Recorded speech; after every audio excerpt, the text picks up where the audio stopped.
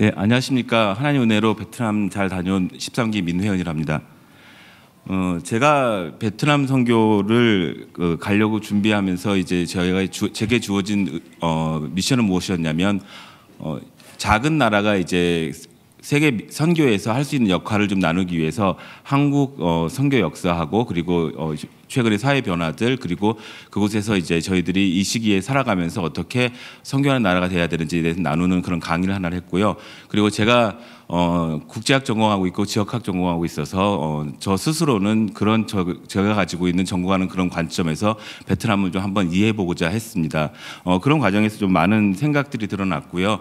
그리고 베트남을 얼마나 알고 있느냐라고 먼저 저한테 스스로 자문했더니 제가 베트남에 대해서 알고 있는 게 별로 없더라고요. 먼저 저희가 베트남이 미국하고 전쟁했던 것, 그리고 삼국지에 있었던 베트남 이야기들, 그리고 조금 찾아보니까 베트남이 한 나라가 아니라 한민족이 아니라 55개 민족이었다는 것, 그리고 베트남이란 말이 남쪽에 있는 비해 쪽의 나라, 그래서 그것이 베트남이더라. 그런 정도였습니다. 그래서 조금 더 이제 알아보기 시작을 하였고, 그러다 보니까 한국하고 많이 비슷한 점이 있었다는 걸 알게 됐습니다. 저 PPT 좀 보여주시겠습니까?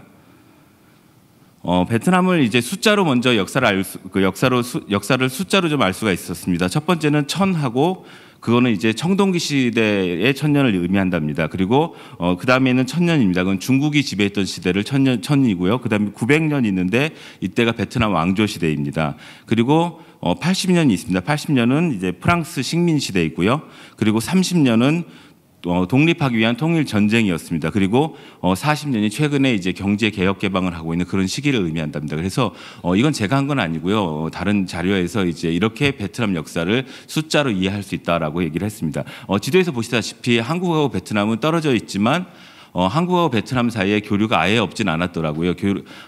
우리나라에 있는 정선 이씨, 화산 이씨가 베트남 왕족의 후예들이고, 그리고 우리 역사책에 있는 고려 무인 정권의 이의민이라고 하는 장군이 베트남 이주민의 6대손입니다. 그래서 꽤 오래 전부터 이렇게 베트남하고 연결이 되어 있었는데, 베트남도 그렇고 우리나라도 그렇고 외세의 침략들을 계속 많이 받고 있었습니다. 그래서 베트남, 중국이라든지 프랑스라든지 그리고 일본의 식민지들이 있었고, 그리고 우리나라는 사실은 고려시대 때 이제 중국의 직접 지배를 받았고, 그 다음에 일본의 식민지들이 가지고 있었습니다.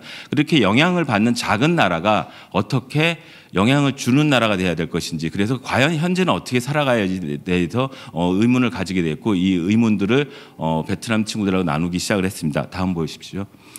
그래서 먼저 이제 한국 선교에 대해서 생각을 해봤습니다. 한국 선교는 사실은 하나님의 특별한 은혜가 있었고, 그리고 선교의 모든 교본들이 이제 한국 선교에 있다라고 얘기합니다.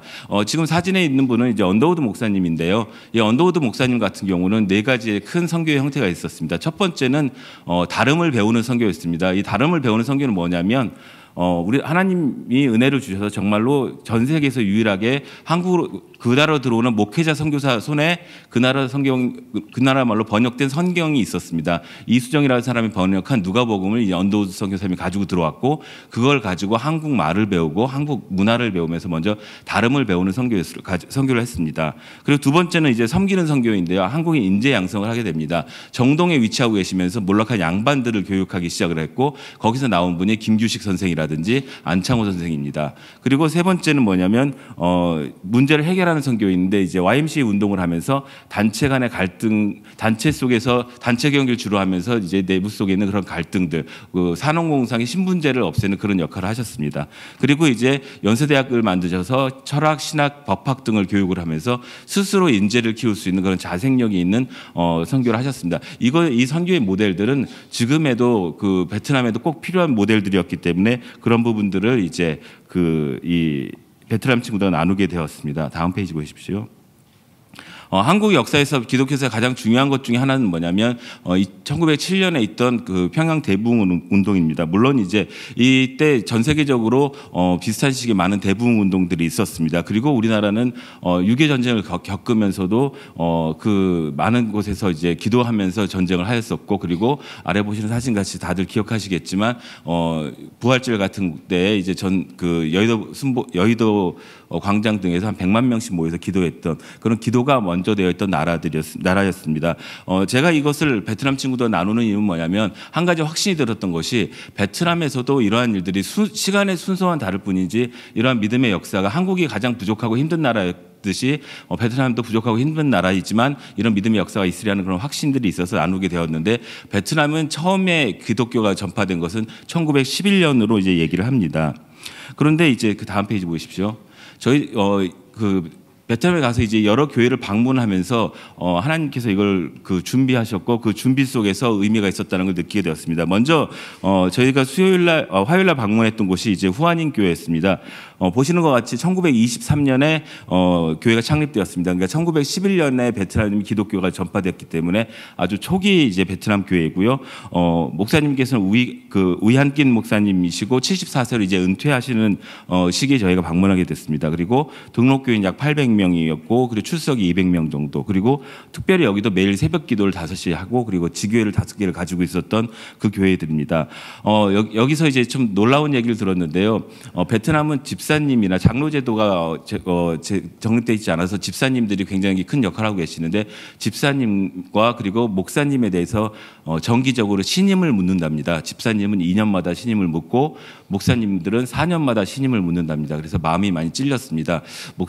저희 목사님이 신임을 물으면 저는 다시 또 집사가 될 수 있을까 좀 이제 마음에 찔림이 있었습니다. 그런데 이 목사님께서 그 신임을 물을 때마다 더 놀라운 것이 첫 번째 4년 때는 50% 그 교회 50%가 찬성을 해야 신임을 얻게 되고 그 다음에 4년 후에는 60%, 그 다음에 4년 후에는 70%, 그 다음에 4년은 80%, 그게 100%까지 가게 됩니다. 그런데 이 우이한낀 목사님께서는 44년을 그렇게 목회를 하셔서 약 24년 이상을 100%의 성도들의 신임을 가지고 이렇게 목회를 하셨던 분이고 이 시기를 보시면 아시겠지만 1970년대에 있었던 전쟁 시기까지 이제 이 교회를 지키면서 그렇게 지내오셨던 목사님이셨습니다. 그래서 이제 은퇴하시면서 후임 목사님이 정해지셨는데 후임 목사님의 그런 종교성 허가 문제가 남아 있어서 그런 부분들이 기도 제목이 있었습니다. 그래서 이제 후임 목사님이 성함이 이제 응원 목사님이신데 그 부임 과정이 이제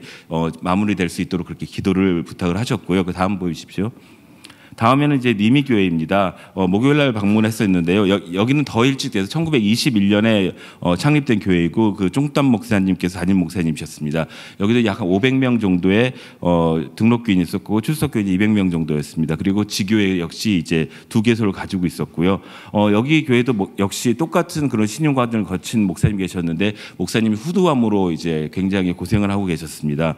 그리고 한 가지 여기는 특별한 게 뭐냐면 교회 내에 이제 우리나라 갈릴리 어구에서 하는 어망 공장이 있습니다.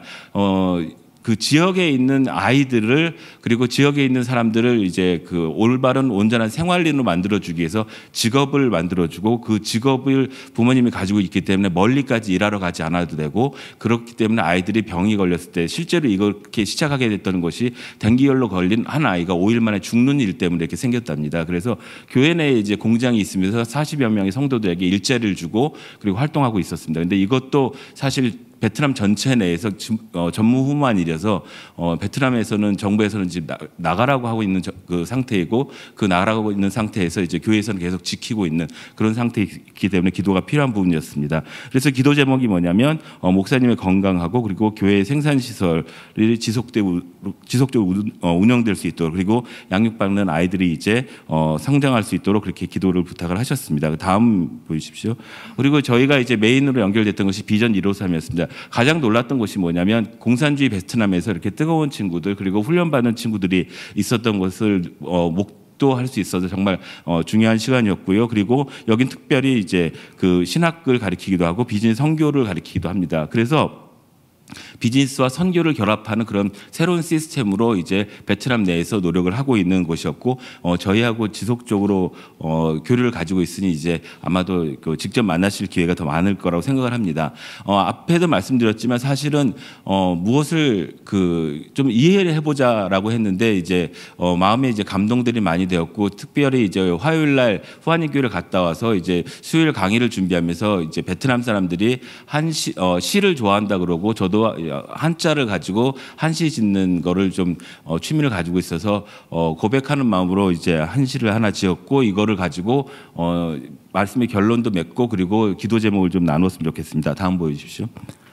월파 용 허심 마태복음에 있는 팔복에 있는 가난한 마음을 중국어로는 허심이라고 합니다. 비어 있는 마음입니다. 그런데 넘어오는 파도가 이제 그 비어 있는 마음을 안아주고 그리고 남소주 상헌 그래서 남쪽에 있는 작은 그 진주를 하나님께 올려드릴 수 있는 그런 그 기도를 저희들이 끊이지 않고 했으면 좋겠다는 생각을 합니다. 감사합니다.